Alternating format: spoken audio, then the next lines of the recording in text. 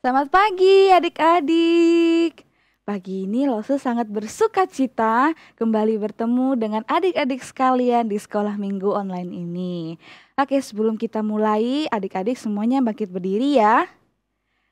Ibadah ini kita mulai dengan pengakuan bahwa pertolongan kita ialah dari Tuhan yang menjadikan langit dan bumi.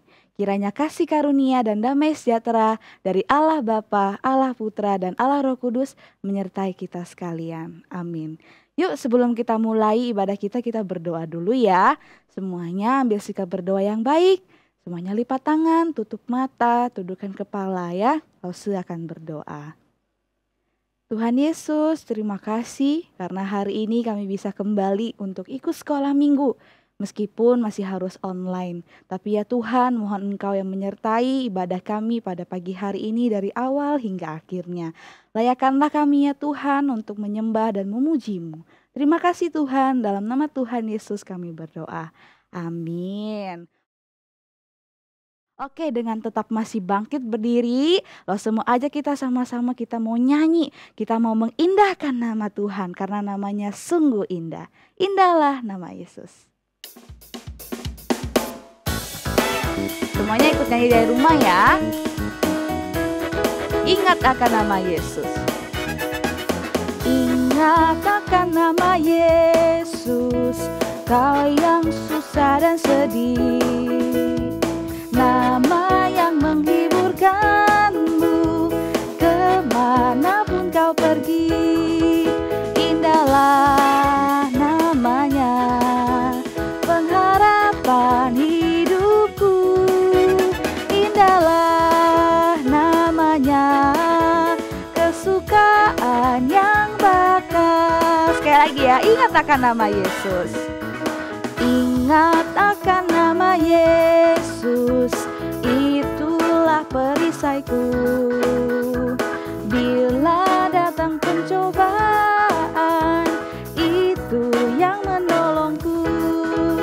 Indahlah namanya, pengharapan hidupku. Indahlah namanya, kesukaan yang namanya, indahlah namanya, pengharapan hidupku. Indahlah namanya, kesukaan yang bakas. Oke, adik-adik boleh duduk lagi ya. Saat ini kita akan mendengarkan cerita firman Tuhan.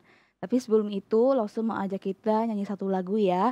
Lagu ini tuh mengatakan bahwa hari demi hari Tuhan Yesus itu selalu menyertai kita. Dia nggak pernah ninggalin kita, dia selalu memegang tangan kita. Yuk kita sama-sama nyanyiin ya, Day by Day.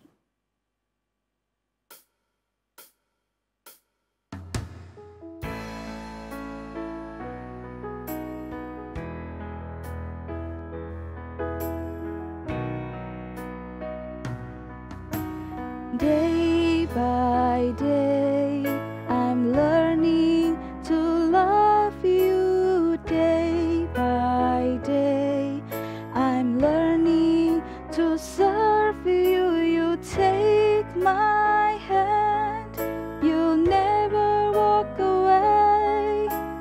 As you change my heart, day by day.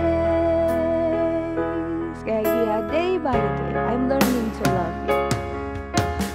Day by day, I'm learning to love you. Day by day, I'm learning to serve you. You take my hand, you never walk away. As you change my heart, day by day. Selamat mendengarkan cerita firman Tuhan. Halo anak-anak, ketemu lagi sama Lose Ivana. Senang sekali bisa bertemu dengan kalian. Yuk sebelum kita belajar firman Tuhan, kita mau berdoa sama-sama ya. Mari kita berdoa. Tuhan Yesus, terima kasih untuk kesempatan pada hari ini kami boleh belajar firman Tuhan. Tolong kami Tuhan supaya kami boleh mengerti firman-Mu hari ini dan kami juga boleh melakukannya dalam hidup kami. Terima kasih Tuhan, hanya dalam nama Tuhan Yesus kami berdoa. Amin. Nah, sebelum kita mulai, lo semua ajak kalian semua untuk bermain satu permainan, yaitu acak kata. Nah, di bawah ini ada huruf-huruf ya. Nah, tugas kalian adalah merangkai huruf-huruf ini menjadi sebuah kata yang bermakna. Nanti lo saya jelaskan artinya. Ya, silakan dirangkai huruf-hurufnya menjadi sebuah kata. Ya, yuk, siapa yang bisa? Kalau sudah ketemu katanya, kalian jawab ya.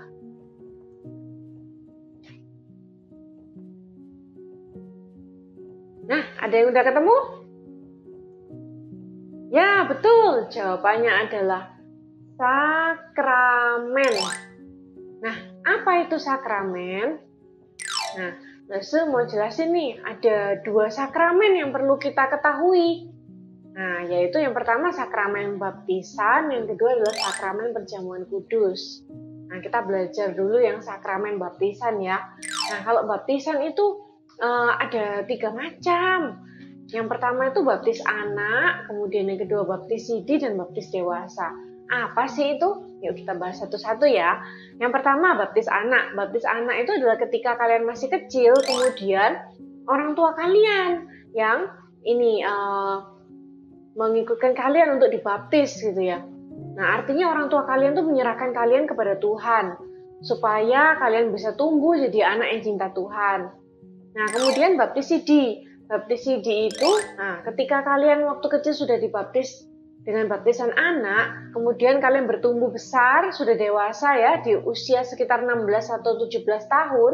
Nah, kalian bisa diteguhkan menjadi jemaat gereja. Kalian mengakui iman kalian di hadapan seluruh jemaat dan itu namanya baptisan sidi. Tentu saja ketika kalian mau menjalani baptisan sidi dan baptisan dewasa, kalian harus belajar dulu. Nah, pelajarannya itu namanya katekisasi ya. Jadi kalian harus ikut katekisasi dulu, kemudian baru kalian boleh dibaptis. Nah, di katekisasi itu kalian akan belajar lebih lagi tentang doktrin iman Kristen. Nah, kalau baptisan dewasa itu apa? Baptisan dewasa itu adalah, nah kalau seseorang itu waktu kecil dia belum pernah dibaptis, kemudian besarnya dia percaya kepada Tuhan, kemudian dia dibaptis langsung waktu ketika dia dewasa. Nah, itu namanya baptis dewasa. Nah, kemudian sakramen yang kedua yaitu sakramen perjamuan kudus. Nah, apa itu? Tentu kalian ingat ya, di awal bulan April ya, sebelum Paskah, kita sudah belajar tentang ini perjamuan makan Paskah Yesus dengan murid-muridnya.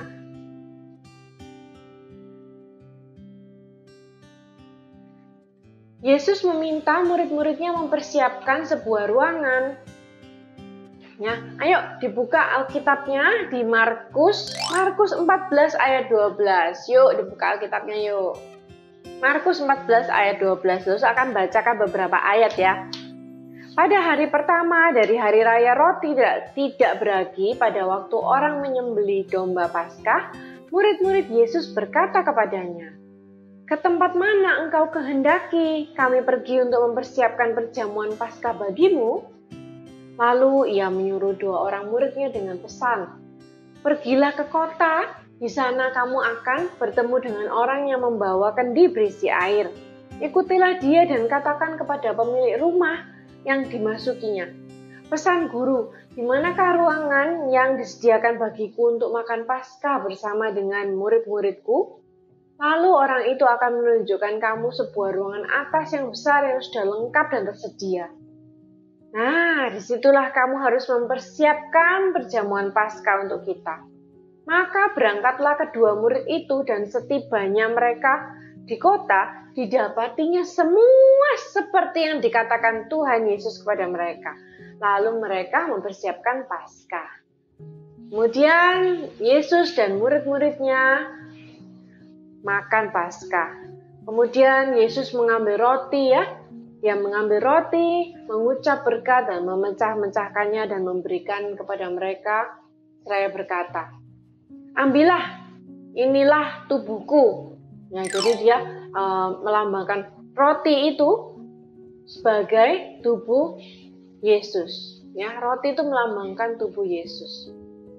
Kemudian sesudah itu ia mengambil cawan dan mengucap syukur juga. Cawan itu seperti gelas ya anak-anak. Cawan itu seperti gelas yang ada kakinya itu, kalian tahu, nah seperti gelas anggur. Nah, dia mengucap syukur lalu memberikan kepada mereka.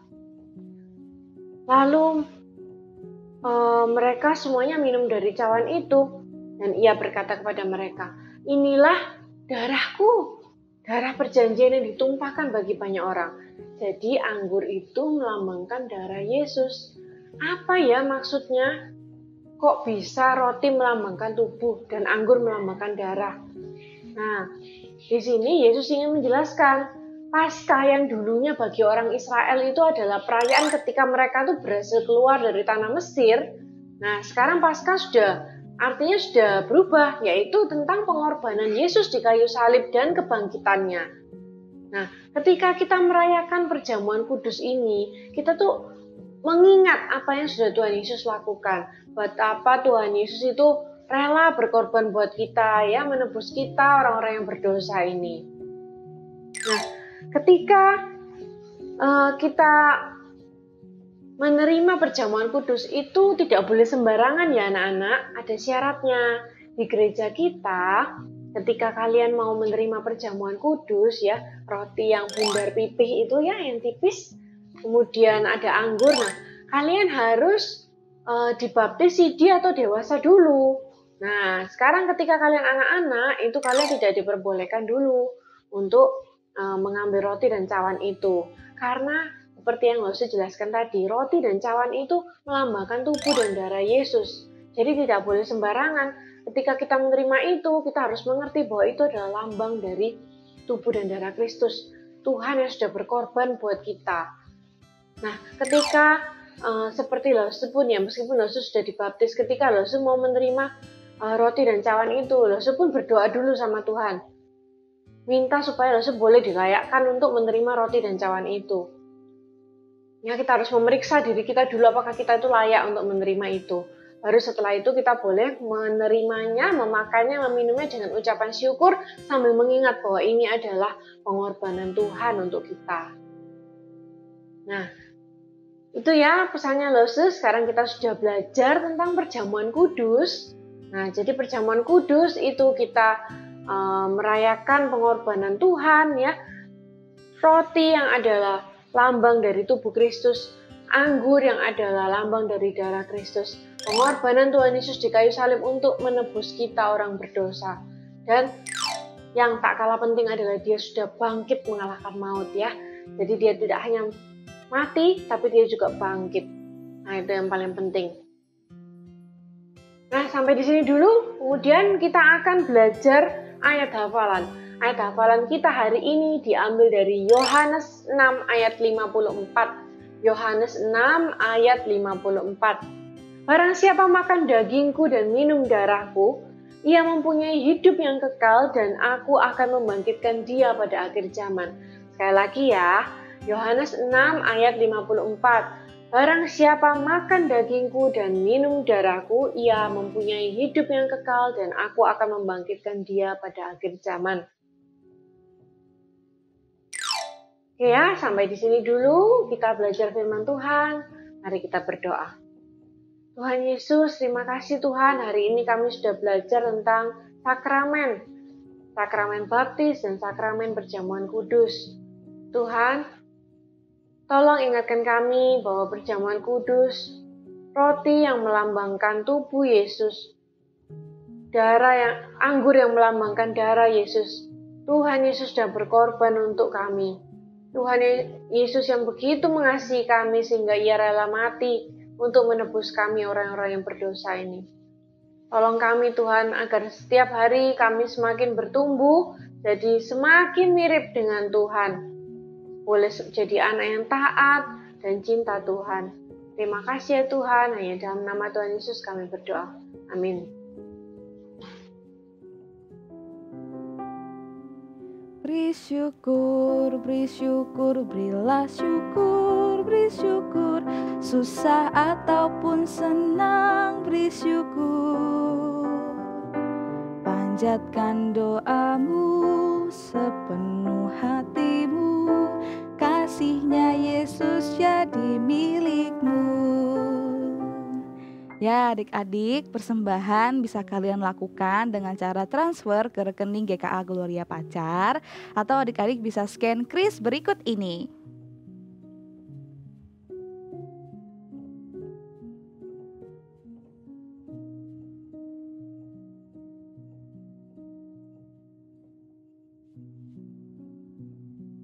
Ya adik-adik, sekarang bangkit berdiri.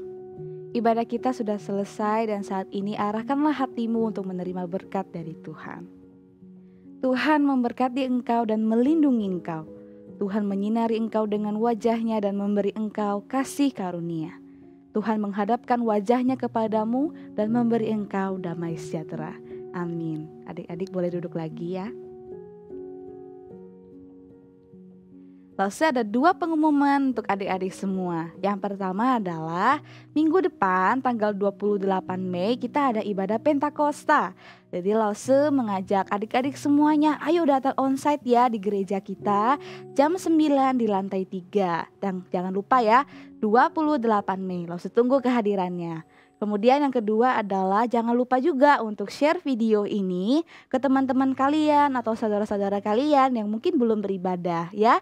Itu saja pengumuman Lause hari ini. Happy Sunday, God bless you all.